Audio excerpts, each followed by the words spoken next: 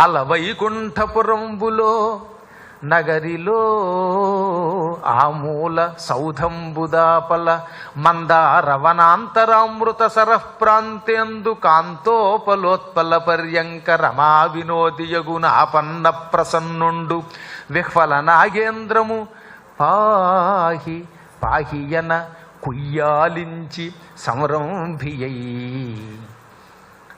ఒకసారి ఆ దృశ్యం చూద్దాం. ఎక్కడో పైన ఒక వైకుంఠం అని ఒక పురం ఉన్నది. ఆ వైకుంఠపురానికి ఒక రాజధాని ఉంది. ఆ రాజధాని నగరంలో నైరుతి దిక్కులో ఉన్నాడు ఆయన. నైరుతి యజమాన స్థానం కనుక అక్కడ కూడా ఒక మంచి భవనం కట్టుకుని అందులో సహజంగా ఎక్కువగా విహరిస్తూ ఉంటాడు లక్ష్మీ సమేతంగా. అక్కడ ఓ పెద్ద చెరువు ఉన్నది. ఆ చెరువులో నీరు బదులుగా అమృతం ఉన్నది. అందుకే అది అమృత సరస్సు అన్నారు.